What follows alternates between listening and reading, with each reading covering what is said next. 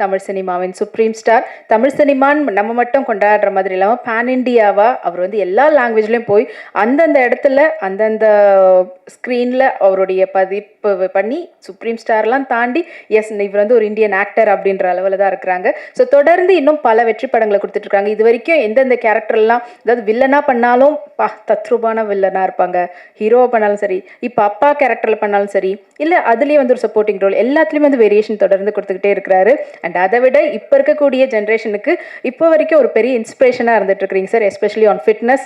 So தொடர்ந்து எல்லாருக்கும் health கான்ஷியஸாகவும் எந்த அளவுக்கு இருக்கணுன்றதுக்கும் ஒரு கிரேட் எக்ஸாம்பிளாக நம்ம கண் முன்னாடி இருக்கக்கூடியவர் தான். அண்ட் படத்தில் முக்கியமான கதாபாத்திரத்தில் இருக்கக்கூடிய மாடர்ன் வேர்ல்டின் மார்கண்டேயன் அப்படின்னு சொல்லலாம். ஸோ சுப்ரீம் ஸ்டார் சரத்குமார் அவர்களை அன்போடு பேசுமாறு கேட்டுக்கொள்கிறோம்.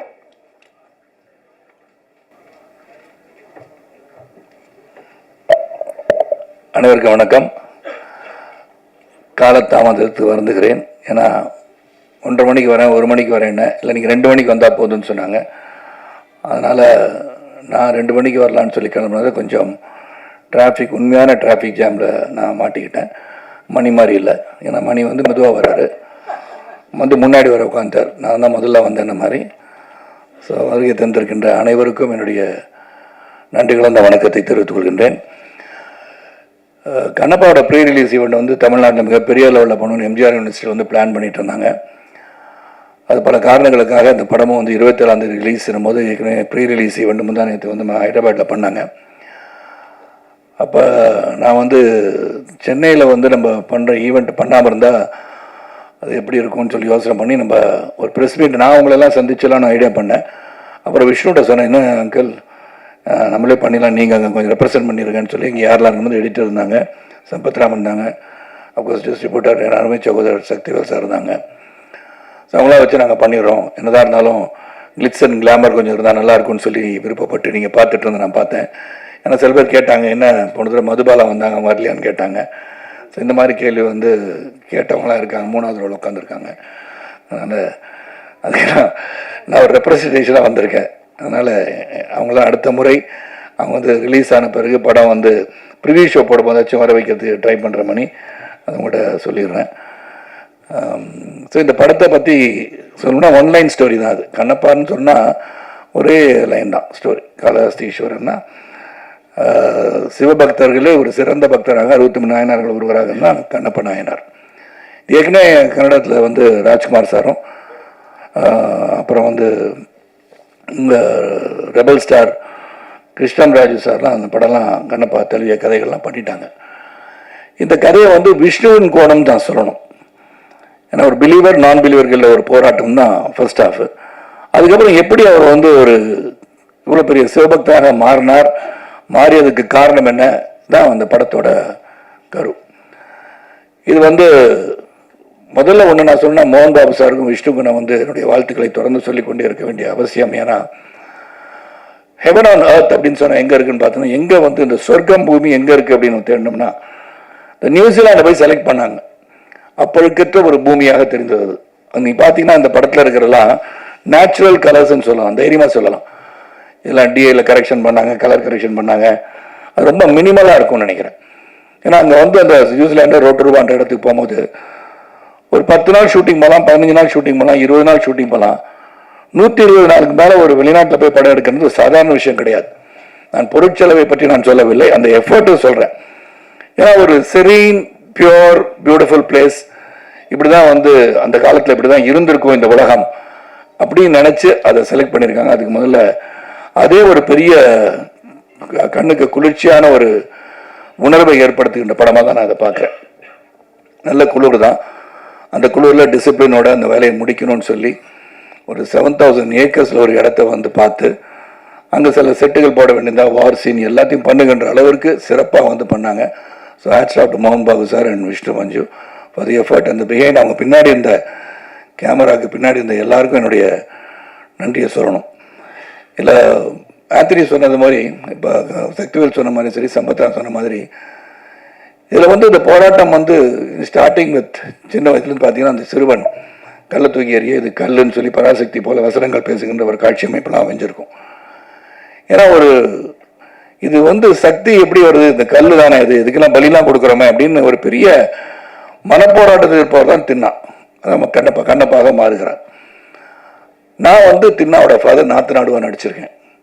ஏன்னா எனக்கு வந்து பல முறை வந்து மோகன் பாபு சார் 13-14 வருஷமா இந்த படம் பண்ணு சார், அந்த படம் பண்ணுன்னு சொல்லும் போதெல்லாம் எனக்கு பண்ண முடியாமல் போச்சு. ஆனால் இந்த கதை வந்த உடனேயே அந்த முகேஷ் குமார் சிங் வந்து மிகப்பெரிய அளவில் மகாபாரத்தை டைரக்ட் பண்ணி பெரிய அளவில் வெற்றி கொடுத்துருந்தார்.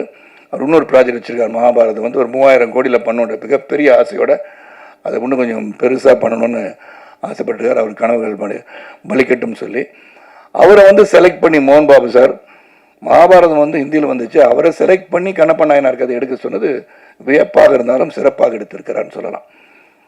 எனக்கு கொடுக்கப்பட்ட கேரக்டர் அதில் வந்து இந்த கான்ஃப்ளிக்ஸ் பிட்வீன் மீ அண்ட் தின்னா, அதாவது விஷ்ணு, ரொம்ப சிறப்பாக அமைஞ்சிருந்துச்சு என்னை பொறுத்த வரைக்கும். ஏன்னா எடிட்டர் ஆந்தனிக்கு தான் தெரியும், சிறப்பாக நடிச்சிருப்போம், சிறப்பாக அமைஞ்சிருக்கோம். எதை வெட்டினார், எதை தூக்குனார், எதை சேர்த்தார் எனக்கு தெரியாது. ஆனால் நல்லபடியாக இருக்கேன்னு சொல்லிட்டார். அதே எனக்கு உத்தரவாதம் இருக்கேன்னா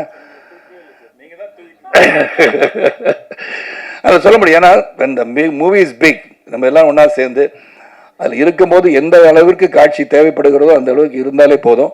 அதுவும் இது ஒரு பேன் இண்டியா ஃபிலிம் சொன்னது வந்து பார்த்திங்கன்னா அக்ஷய்குமார் வந்து, சிவன், காஜல், அப்புறம் பாருங்கள் அவர் மோகன் பாபு சார், மோகன்லால், பிரபாஸ், இதெல்லாம் வந்துருச்சு. இவங்கெல்லாம் வந்து இன்டர்வல் இதெல்லாம் வந்த பிறகு இந்த படம் வந்து கடைசி 1 hour வந்து ரொம்ப ஸ்ட்ராங்காக இருக்குன்னு சொல்லி ஆந்தனி சொல்லவும் உண்மையிலே சந்தோஷமாச்சு. இங்கே மட்டும் இல்லை, ப்ரீ ரிலீஸ் இவெண்ட்லேயும் அவர் சொல்லிட்டு இருந்தார் அதை பற்றி. ஏன்னா அவர் தான் முழுமையாக பார்த்து எடிட் பண்ணி இந்த வார் சீனாக இருந்தாலும் சரி, காட்சிகளாக இருந்தாலும் சரி, லவ் சீனாக இருந்தாலும் சரி, எல்லாமே அவர் வந்து பார்த்துருக்காரு.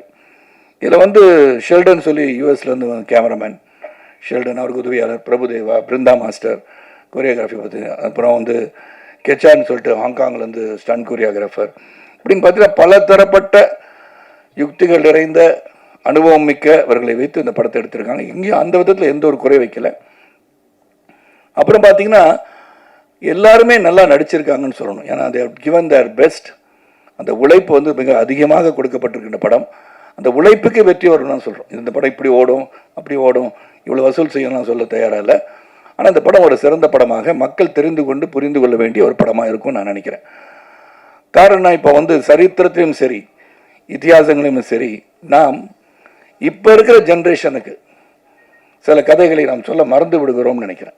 ஏன்னா அவங்களுக்கு இன்ட்ரெஸ்ட் இல்லாததை வந்து இன்ட்ரெஸ்ட் கொண்டு வரணும்னா, இப்போ பொன்னியின் செல்வன்ற கதையை வந்து எல்லாரும் வந்து போய் பார்க்கணும்னு நினைக்கிறதுக்கு அதை வந்து சொல்லிக்கிட்டே இருந்தாங்க. பொன்னியின் செல்வன் கதையை பற்றி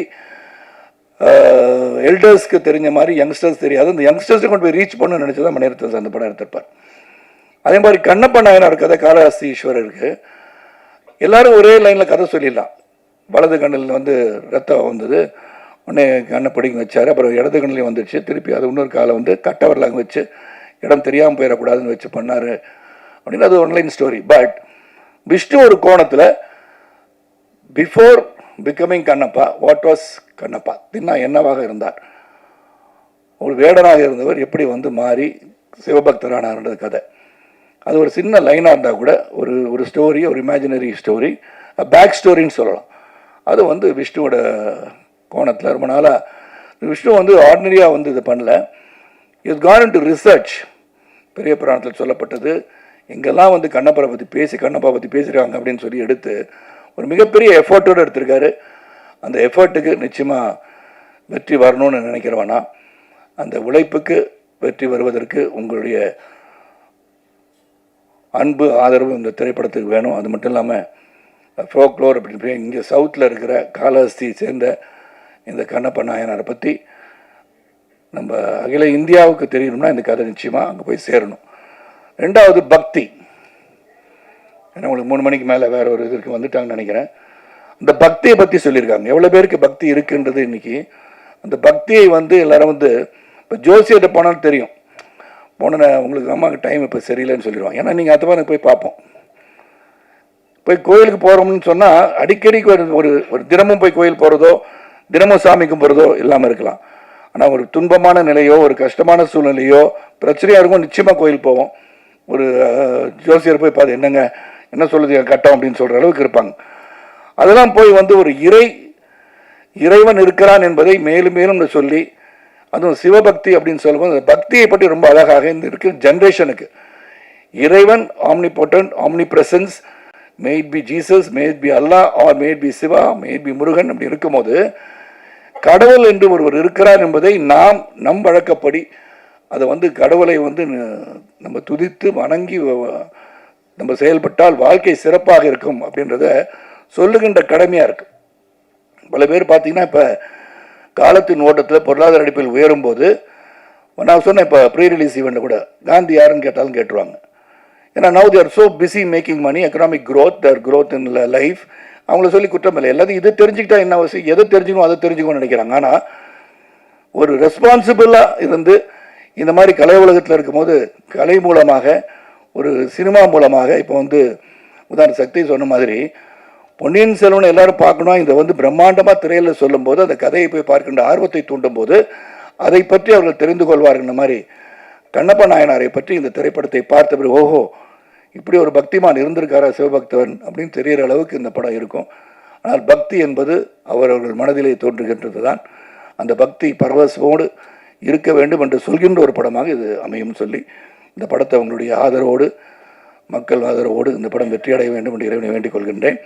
அதே சமயத்தில் ஆடியன்ஸ் வந்து எந்த படத்தை பார்த்தாலும் உங்களுடைய வியூ உங்கள் மனசில் வச்சுக்கோங்க. நீங்கள் தியேட்டர் உள்ளே உட்காந்துக்கிட்டு மொபைலில் மச்சான் உள்ளே வந்துடாதரா படம் நல்லா இல்லைன்னு சொல்லிடாதீங்க. ஏன்னா அந்த மாதிரி சொல்கிறனால என்ன ஆகிடுதுன்னா உங்கள் வியூ மே பி டிஃப்ரெண்ட். இங்கே இருக்க சில ஆடியன்ஸ் வந்து பிரபாஸ் இருக்கான்னு படம் பார்க்க வந்திருக்கலாம், சில பேர் மோகன் பாபு இருக்கான்னு படம் பார்க்க வந்திருக்கலாம். ஸோ உங்கள் வியூவில் இந்த படம் வந்து நல்லா இருக்கா நல்லா இல்லையன்றதை அவங்கவுங்க போய் திரையரங்குக்கு போய் ரிலீஸ் ஆகிற எந்த படமாக இருந்தாலும் அவங்க வியூவுக்கு விட்டுட்டிங்கன்னா இந்த திரையுலகம் சிறப்பாக இருக்குன்னு கூறி வருகை தந்த அனைவருக்கும் மீண்டும் ஒருவை நன்றி கூறி இந்த கண்ணப்பா திரைப்படம் சிறப்பாக வருவதற்கு அந்த தயாரிப்பாளர் மோகன் பாபு, விஷ்ணு, இதில் உழைத்த அனைவருக்கும் என்னுடைய வாழ்த்துக்களை சொல்கிறேன். அதுவும் எடிட்டர் ஆந்தனி பற்றி சொல்லி ஆகணும். வெரி டெடிக்கேட்டட் ஒர்க்கர், 24/7 இந்த படத்தில் எவ்வளோ உழைச்சிருப்பான்னு எனக்கு தெரிஞ்சானா அது பெரிய படம். அதை வந்து டு பிரிங் இட் டு ஒரு சிம்பிள், அந்த அவரே சொன்னார் லென்த்து மாதிரி தெரியும் ஆனால் இருக்காதுன்னு அவரே சொல்கிறாரு. 6 படத்தை எடிட் பண்ணியிருக்காங்க, நான் எங்கே இருக்கேன்னு தெரில. அது இல்லாட்டி எடிட்டர் ஆந்தனி வீட்டிற்கு நான் நிச்சயமாக சென்று அவருடன் காஃபி சாப்பிட்டு வரேன், வேறு ஒன்றும் இல்லை. அதனால் நல்ல ஒரு படத்தை, இந்த முயற்சி கடுமையான முயற்சி, அந்த முயற்சிக்கு படம் எடுத்திருக்கோன்னு சொல்லலாம். அந்த முயற்சி வெற்றி பெற உங்களுடைய வாழ்த்துக்களுடன் விடைபெறுகிறேன். நன்றி, வணக்கம்.